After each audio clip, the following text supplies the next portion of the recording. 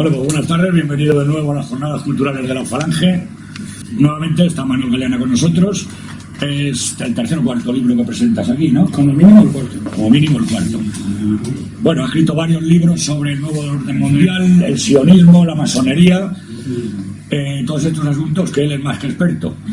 Hoy viene a presentar la Iglesia infiltrada por la masonería y el sionismo, que es una forma de introducirse bien en la política española, porque sabéis que España se hizo antes en la fe católica que lo que era en la unidad territorial. España mucho antes que unidad política y unidad territorial ya era unidad cultural y unidad espiritual. Y bueno, el precio del libro son 14 euros y como siempre os animo que una vez acabe la conferencia pues a rascarnos la mosca y a comprar un librito. Manolo. Pues vamos a ver, el libro es un libro corto y denso, creo yo que denso, por eso no vamos a destriparlo mucho, comentaremos algo sobre algunos puntos. También os avanzo que dentro de 12 días publico un nuevo libro más amplio, de 300 y pico páginas, que lleva un título que yo creo que es real, aunque a mucha gente no le gusta el contenido, ¿no? Pero es lo que viene por delante. Se llama Colapso Financiero Mundial. ¿Qué es lo que viene por delante en el segundo semestre de este año y en el año que viene, programado totalmente por los banqueros sionistas, ¿no? También tengo otro libro terminado para abrir, pero de ese no lo voy a hablar ya.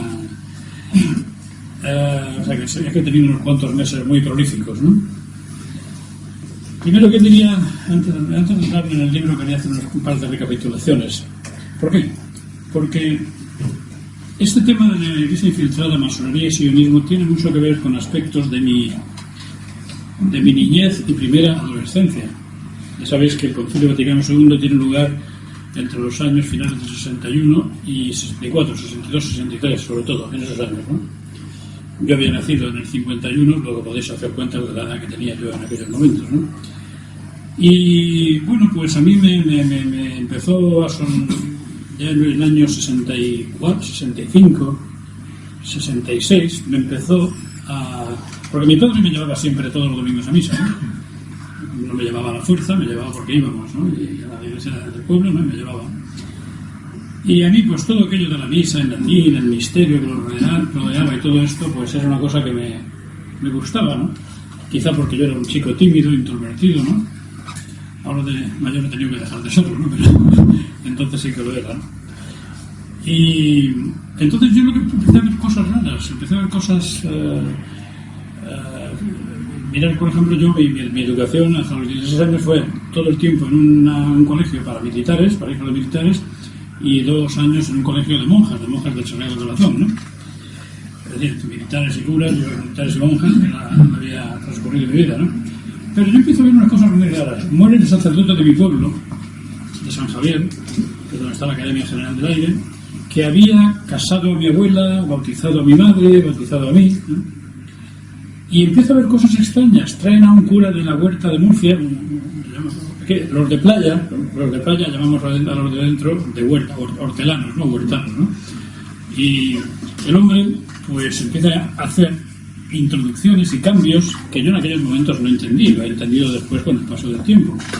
Pues por ejemplo, en vez de la música sacra o ¿cómo se llama? El órgano de arriba, pues empieza a traer gente, unos jóvenes que tocan bien o la guitarra o el laúd o ciertas, y empiezan a cantar cosas, sí, cantos de iglesia nuevos, además cantos nuevos, cánticos nuevos que yo nunca había oído, pero a mí aquello me recordaba más bien a una feria, me recordaba más bien, yo aquello lo esperaba más bien de una feria de pueblo, ¿verdad?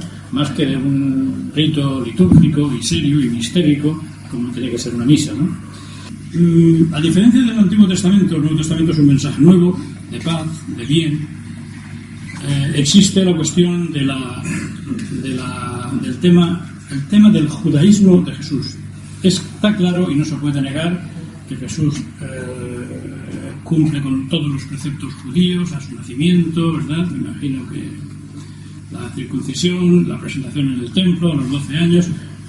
Esos son los 2 actos únicos que se saben de Jesús como cumplimiento de la fe judaica, ¿verdad? Por lo demás, en todo lo que se demuestra en el Nuevo Testamento, Jesús era bastante herético. con respecto a la ley de los sacerdotes, de los fariseos y de los saduceos. De hecho, todo el tiempo les está vituperando, llamándole nido de víboras, vuestro padre Satanás, que es el padre de la mentira, O sea, está confrontando. ¿Qué está confrontando? Está confrontando lo que entonces era una teoría, era verbal, que era la Mishnah. La Mishnah después se convierte por escrito en el Talmud. El Talmud, como sabéis, son una colección de 72 libros que poca gente se ha leído, ¿verdad? Yo no, por supuesto. Sé quién se lo ha leído, se lo ha estudiado, y de hecho en mi libro número 2, Crisis Global 2, Culpable del Sistema, extraigo del mayor conocedor en lengua inglesa del judaísmo y del Talmud 20 o 30 frases que expreso en el libro, ¿no? Y que no dejan nada bien parado ni a Jesús, ni a María, y que muestran mucha de la degeneración sexual también por parte de los judíos en su mismo libro, en el Talmud. En el Talmud ellos dicen que quienes cuelgan a Jesucristo fueron ellos, lo asumen felizmente y ni siquiera mencionan a los romanos en su libro sagrado. Entonces, ¿qué era judío Jesús? Jesús era de Nazaret, y Nazaret pertenecía a la región o al área de Galilea. Galilea en hebreo significa tierra de gentiles, es decir, de no judíos, entre comillas, étnicos o raciales, porque los únicos dos estados que provenían de los judíos eran Judea, donde estaba Jerusalén, y al norte una región un poco más pobre que era Israel. Bueno, después tenías Galilea, que era otra región, y tenías Samaria, que era otra. Él era galileo, y al parecer todos sus discípulos, excepto Judas Iscariote, que sí era judío, eran todos galileos, como digo. ¿Qué pasa? Pues que tenían una religión que habían aprendido. ¿Por qué?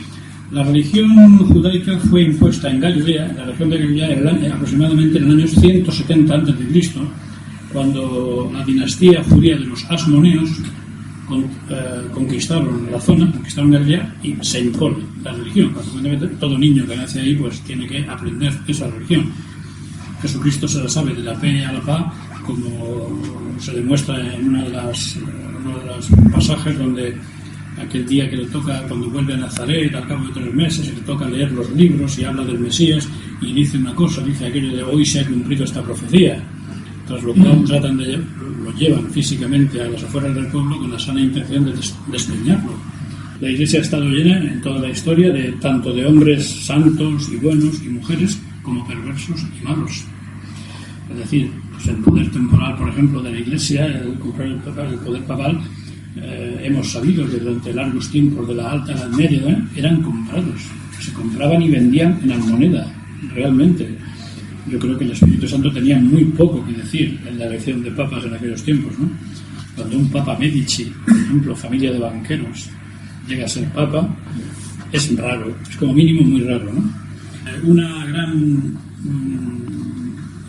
profetisa, digamos, ¿no?, invidente de la Iglesia Católica, Santa Aquina Emmerich, en el año 1820 dijo que en el futuro los peores tiempos que tendría la Iglesia Católica, y que no sabría si lograría sobrevivirlos, sería el momento en el futuro en que hubieran 2 papas simultáneamente. Esto está escrito, está recogido, lo admite la Iglesia perfectamente. Ahora tenemos 2 papas. Sobre el libro en sí mismo, ya, esto ha sido un poco de prolegómeno. Tenemos una portada con Benedicto XVI haciendo el besalamano a diversos rabinos judíos, no sé por qué. Bueno, sí sé por qué, pero... Y una contraportada que dice: esta obra ofrece una información basada en y recopilada de una amplia bibliografía que nos permite vislumbrar de forma bastante nítida cuáles son los sucesos y acontecimientos acaecidos en el seno de la Iglesia Católica, sobre todo desde la celebración del demoledor Concilio Vaticano II. El resultado de la infiltración masónica y sionista es el de una Iglesia visiblemente secularizada y alejada de la tradición, mientras que se ha plegado en casi todo lo imaginable a la voluntad y a las directrices de la masonería internacional y al programa del sionismo talmúdico. Fórmese usted su propia opinión sobre la base de estos datos y considere si existe la seria posibilidad de un cisma, como ya ha habido otras veces en la historia de la Barca de Pedro, entre modernismo progresista y tradicionalismo, ¿no? Por cierto, aquí incluyo también al final del libro la portada de este libro. Este libro ha sido publicado antes en Irán que aquí. Me han traducido 3 libros, el tercero era este, la última vez que estuve en Irán, del 27 o 28 de octubre al 5 de noviembre. Yo he querido ponerle un título más suave, la iglesia infiltrada por la masonería en sí mismo, los iraníes, que son un poquito más bestias en ese aspecto, el mismo libro lo han traducido la cristiandad judaizada, que sería otra forma de verlo, ¿verdad? La bibliografía que menciono atrás del libro, que es corto, está compuesta por más de 35 libros. Luego, si alguien quiere profundizar en alguno de los temas, se puede ir consiguiendo libro por libro y profundizar mucho más en ellos, ¿no? Y también en 10 webs diferentes de Internet, ¿no? Le doy aquí al principio mi agradecimiento a 2 personas iraníes, un amigo mío y una señorita que es corresponsal de allí de Hispan TV, de la televisión está en español de los iraníes, que me han ayudado en un par de los capítulos, porque el tiempo en el cual estuve haciendo fue un tiempo que después de mi 8º viaje en abril a Irán, pues regresé con unas molestias tremendas, intestinales, de insomnio, y fue un tiempo muy duro para mí que afortunadamente ya he superado, ¿no?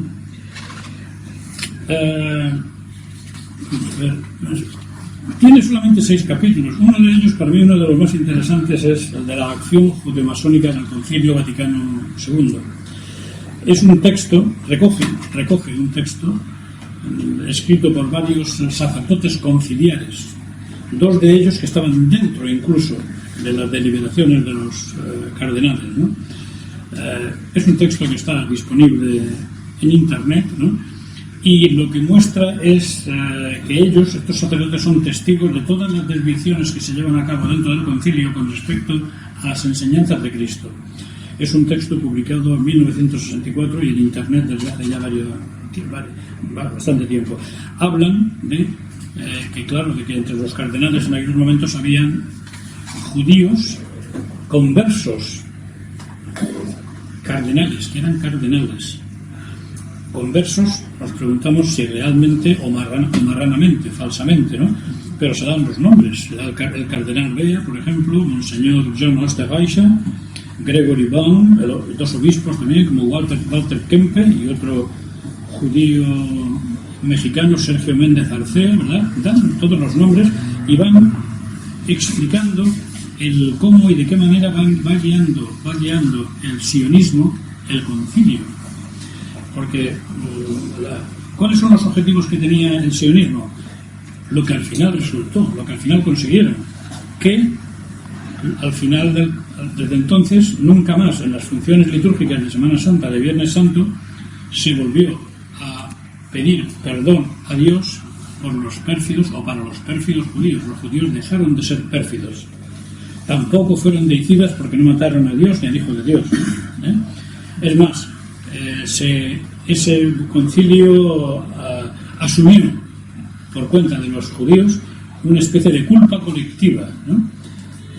Es más, los judíos se sentían perseguidos y ofendidos y pedían reparaciones por todo esto, ¿no?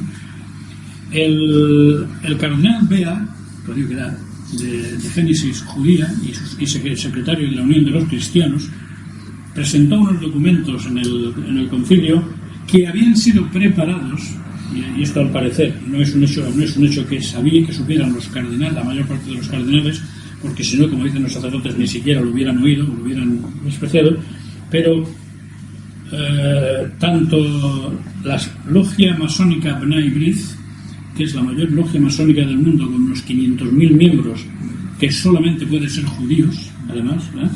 Pues su presidente, Label Katz, estuvo yendo varias veces a entrevistarse con Bea y con el mismo Papa.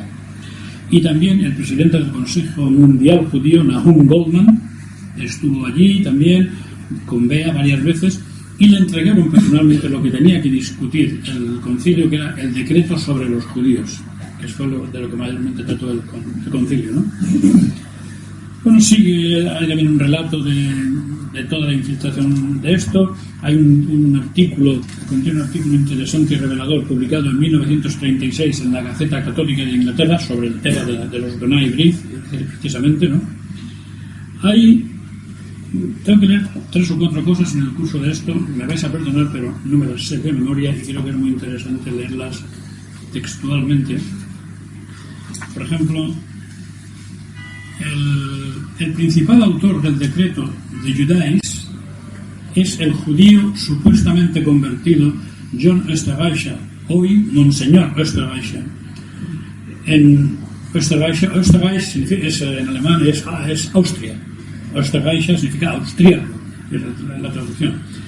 En uno de sus sermones en la Catedral de San Patricio de Nueva York, donde era predicador antes de venir a Roma para asesorar al cardenal Bea, que era el jefe judaico, afirmó textualmente: nosotros no leemos más las muchas declaraciones de Jesucristo contra su pueblo contenidas en la Biblia. En otras palabras, el cardenal católico Monseñor Österreicher estaba censurando la Biblia y a Jesucristo mismo, y lee en sus prédicas solamente lo que conviene al pueblo hebreo. Así de claro. El otro coautor del documento es también el supuesto converso Gregory Baum. Pertenece actualmente a la orden, entonces en el 64, a la orden de los agustinos, profesor de teología católica, a pesar de que hace no muchos años era un judío ateo emigrado de Alemania a Canadá. El cardenal Bea lo encontró capacitado para asesorarle en el secretariado para la Unión de los Cristianos, entre otras cosas quizá por su libro Los judíos y el Evangelio.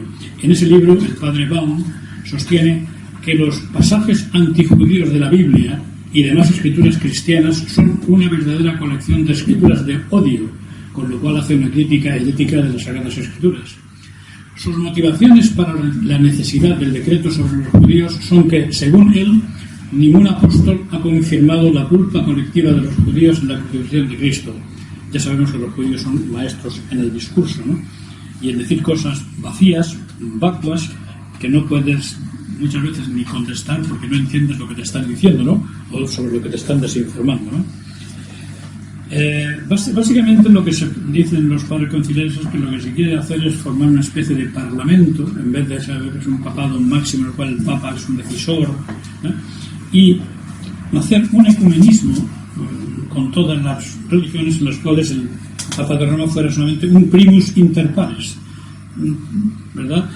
Pero que cada religión tendría su máximo representante ahí, que sería pues casi igual que el Papa, y el Papa pues un poquito más que ellos, pero poco más, ¿no? Dar mucho más autonomía a los cardenales y a los obispos, es decir, la misma técnica de destrucción del altar que se siguió con la monarquía desde el siglo XVII, ¿no? Para los que sabemos un poco de historia. Hay que también tener en cuenta que el cardenal Bea lo que tiene son contactos con Rupert y con los el Consejo Mundial Judío, es decir, con poderes políticos y económicos, no con rabinos judíos. Los rabinos judíos de Nueva York, de Jerusalén, estaban totalmente opuestos a que se tuvieran esas conversaciones con la Iglesia Católica y a que se tratase ese tema en el Concilio Vaticano. Página 37, algo ahí en la página 37 que debe ser interesante. Página 37, sí. Había un destacado sionista de entonces, de aquella época también, del concilio, Ben Hecht, su fotografía está aquí en el libro, escribió las palabras: una de las mejores cosas que haya hecho jamás la chusma fue la crucifixión de Cristo. Intelectualmente fue una acción espléndida, pero se confió esta acción a la chusma e hizo chapucerías. Si me hubiera encargado yo de ejecutar a Cristo, lo hubiera hecho de forma diferente. Lo que hubiera hecho es mandarlo a Roma a ser comido por los leones. Nunca hubieran podido hacer un Salvador de carne picada. Este texto está tomado de la Cruzada Nacional Cristiana en Los Ángeles, Estados Unidos, ¿no? Completamente. Después hay otro capítulo que se llama la judaización del cristianismo y la ruina de la civilización. Ahí he recurrido al autor muy conocido Federico Rivadeneyra Carles, que escribió tres libros después de 15 años de investigación y que publicó esto en el Instituto de Historia de Su Santidad Pablo IV, ¿no? Son 3 volúmenes. Yo lo que he hecho aquí es hacer un extracto de uno, sacar de uno de los volúmenes para leer, para que se vea de qué va. Esto me cuenta y ha estudiado la infiltración judía desde el principio. Desde el principio. Y cuando digo desde el principio me refiero No sé si conocéis a un señor que ha hablado alguna vez en la jornada de las disidencias, un señor que... ¿cómo se llama el de San Sebastián? Rogelio González. Rogelio González, ¿no? Yo le vi hace un año o dos hablar, el último año creo, y él habla de que realmente lo que pasa es que en el año 43, teóricamente 10 años después de la muerte de Cristo, el rey Herodes, el tetrarca y nobles forman lo que se llama, no la masonería, como dice Rogelio, se confunde, la masonería es la masonería que es convertida de la masonería noble y antigua a la masonería especulativa a partir del siglo XVII. Lo que sí forman es la primera unión, que se llama la fuerza misteriosa, para introducirse e infiltrarse ya desde entonces entre los primeros cristianos. Él lo comenta en la conferencia que dio, que es el origen siniestro de la masonería, lo muestra así como primeramente el nombre de fuerza misteriosa. Es una toma de fuerza, de posición y de infiltración por parte del judaísmo, ¿verdad? La masonería, como digo, no se puede hablar de masonería hasta que toman la masonería gremial, constructora de catedrales, a partir de finales del siglo XVII. Esa es la realidad. No se puede hablar de masonería, hay que ser un poco más exactos, ¿no? Bueno, pues habla de toda la infiltración judía desde el principio, en sus 3 libros. Aquí yo digo, solamente viene un pequeño extracto. Habla de Roncalli, Juan 23, como filo judío, de Montini, Pablo VI, como judío converso, de Wojtyla, Juan Pablo II, como también judío y posible converso, y en general como papas como estos, como sobre todo de Juan 23 para acá, incluido Juan Pablo II y Benedicto XVI, son grandes admiradores, por ejemplo, de judíos ilustres como Maimónides. Maimónides fue, en sus escritos, el que más se alegraba de la muerte de Jesucristo. Era un tipo terrible. Y claro, el que papas sean seguidores intelectuales de Maimónides, pues es, o también seguidores de Edith Stein. No sé si muchos sabéis quién era Edith Stein. En la Segunda Guerra Mundial, Edith Stein era una judía que se convirtió, entre comillas, al catolicismo y se hizo monja. Entonces, en el curso de la Guerra Mundial, fue llevada a un campo de concentración y murió por una enfermedad. No murió en una cámara de gas, una enfermedad. Y el hecho es que fue llevada a un campo de concentración, ¿verdad? No por el hecho de ser monja, sino por el hecho de estar espiando por los judíos. Por un tema de espionaje, sí. Y la judía originalmente, ¿no? Para saber hasta qué grado el judaísmo y el sionismo, por ejemplo, tienen un gran poder en Estados Unidos, que es el país número 1 del mundo en poder, os diré lo siguiente que quizás os pueda sorprender, pero en el 20 de noviembre del año 91, hace poco, en igual fecha que surgió el movimiento noéico de Noé, ¿verdad? El presidente Bush promulgó la ley pública 102-4, votada por unanimidad en el Congreso, que declara los llamados preceptos de Noé, vale decir, una norma talmúdica, que constituyen el fundamento del país y de la civilización americana. Eso está en la ley, ¿verdad? Son cosas importantes, ¿no? Khazaria comprendía lo que era parte de Ucrania, la parte este de Ucrania, el Cáucaso y Kazajstán, parte de Kazajstán.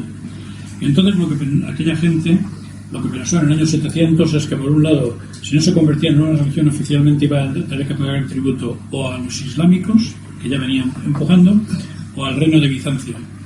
Decidieron convertirse al judaísmo, y esta gente, bueno, pues después en el año 900, 1000 y pico, se sabe que emigraron. Bueno, algunos judíos, algunos que todavía de Israel, que no se habían ido todos, ni mucho menos, no hubo una gran diáspora cuando hubo las matanzas, la mayor parte se quedaron allí, ¿no? Y la mayor parte de los judíos son los actuales palestinos, los herederos de ¿no? Entonces muchos se fueron a Khazaria, algunos se mezclaron, pero de ahí los kazares o házaros pues se fueron mayoritariamente a Rusia. La mayor parte de los judíos rusos que llevaron a cabo la Revolución Rusa provienen de esa parte, por eso eran judíos, porque venían de la parte de Khazaria. Otros vinieron hacia Europa, hacia Polonia, hacia Alemania, y son los judíos askenazis. Judíos típicos askenazis, pues tenemos a la familia Rothschild, a la familia Warburg, el Schiff, ¿verdad?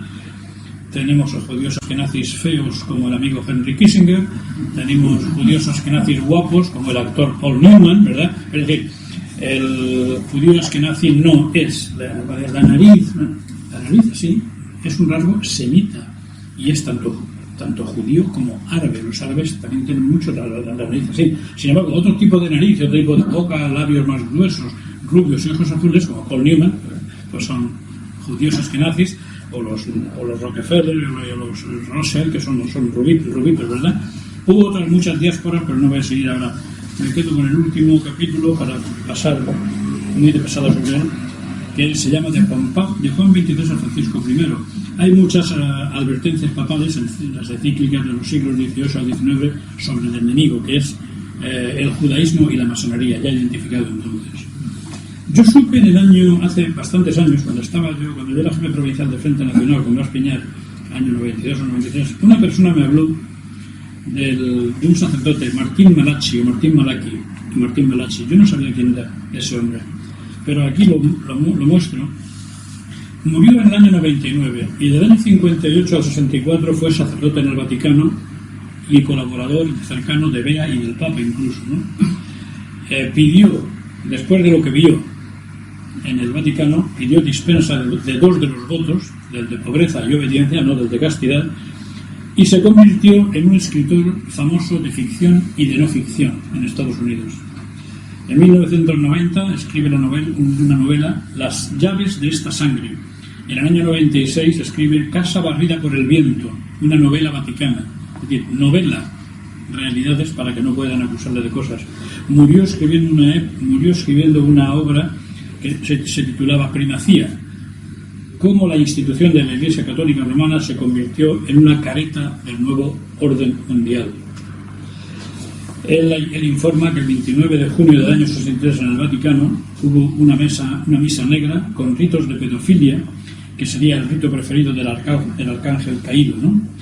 También el arzobispo Milingo, exorcista africano y obispo, confirma este tema de la misa negra y que el secreto de Fátima no ha sido nunca desvelado porque anuncia la crisis del catolicismo y el fracaso en solucionarlo. ¿No? El fracaso. ¿Qué diríamos? Yo el libro lo he llamado Infiltrada por el comunismo, la masonería y el sionismo. He quitado lo de comunismo por si algún comunista serio quiere comprarlo para no detraerlo de esto.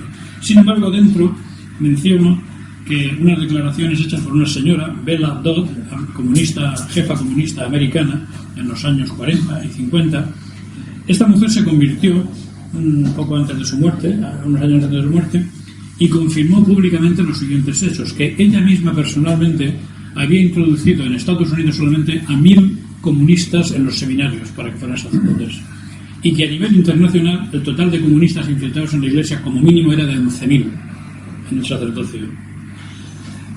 También está infiltrada por los masones carbonarios, que en realidad tienen una finalidad, que es que el Papa sea el Papa que ellos quieran elegir, sea ese rey del mundo, ¿no?, que se espera. De Juan 23 se habla de escándalos y herejías, ¿no? Toda la masonería internacional mundial apoyó su revolución, su concilio y sus ideas, lo cual es altamente sospechoso. Estaba acusado de modernismo dentro del Vaticano y fue enviado como diplomático a Bulgaria, a Turquía, a Francia. En Francia, por ejemplo, se cuenta aquí que los servicios secretos franceses sabían perfectamente cómo visitaba las logias del Gran Oriente en Francia de civil, ¿no?, vestido de civil, ¿no? Testimonios de que era masón Rosacruz, ¿no? También, por ejemplo, en el concilio que él convoca a los ortodoxos que eran en aquellos momentos totalmente manejados por el comunismo, por la Unión Soviética. Dicen que ya están dispuestos a ir si no se habla para nada del comunismo, y se acuerda eso, y van los ortodoxos, no se habla nada de comunismo en el concilio, ¿no? Cuando se reúne con judíos, les dice algunas veces a ellos: yo soy José vuestro hermano, como el José hijo de Jacob, ¿no?, que se meten en el pozo, que va a Egipto. Introduce todos los cambios en liturgia de la misa, ¿no? Y todas las logias masónicas del mundo, está aquí recogido, lo alaban tras su muerte. Yo no querría que la masonería me alabase a mí. Pablo VI, judío converso de familia, ¿no? Pues se habla aquí de que llevaba muy a menudo, casi siempre, lo que se llama el efod judío. Es una especie de casulla que era la misma que usaba el sumo sacerdote Caifás cuando condena a muerte a Jesucristo, ¿no? Es un conocido antifranquista, Pablo VI, porque su hermano formaba parte de las brigadas internacionales y por eso tuvo la Iglesia esa posición con Franco siempre.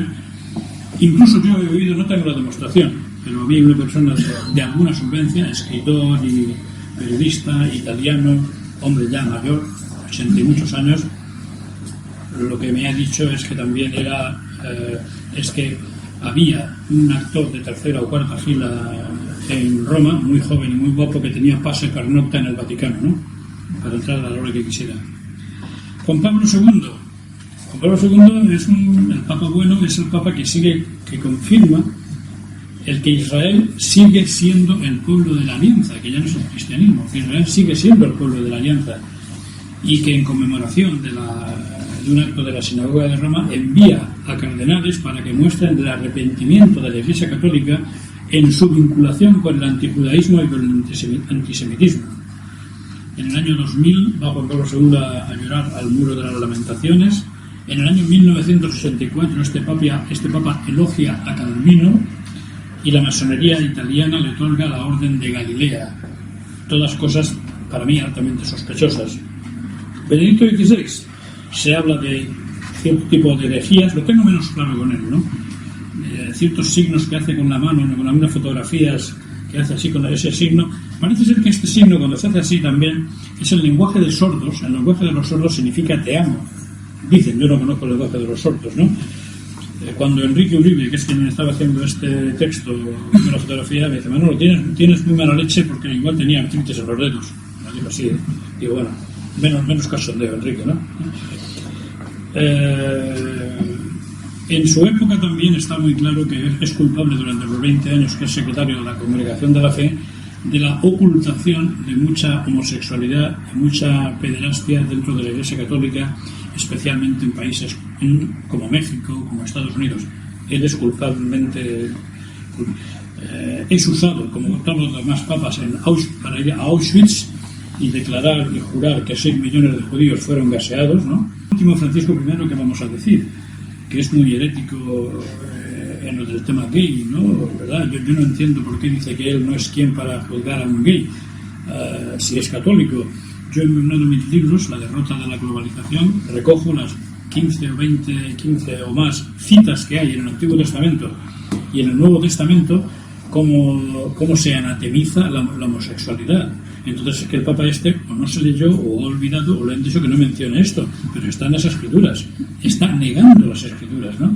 Presta en el año 2012, cuando era arzobispo de Buenos Aires, la Catedral Católica para que se haga un acto extraño presidido por el presidente de los B'nai B'rith, los judeo-masones argentinos, una sacerdota o sacerdotisa luterana y otro de otra vez, no para hacer ningún rito católico ni parecido, sino simplemente para celebrar lo de la noche de los cristales rotos y condenar el gaseamiento de 6 millones de judíos en la iglesia, en la catedral de Buenos Aires, ¿no?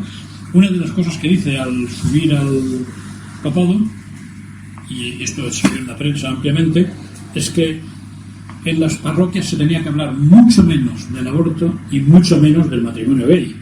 Digo, si esto es lo que tiene que hacer la Iglesia, ¿qué otras cosas tiene que hacer más importantes que hablar de esto, por ejemplo, ¿no? Pero eso lo dijo así, ¿no? Los rotarios de Buenos Aires, que rotarios y lions o leones son las cajas de reclutas de la masonería, lo han nombrado por escrito, le dieron un certificado como masón, o sea, como rotario emérito, ¿no?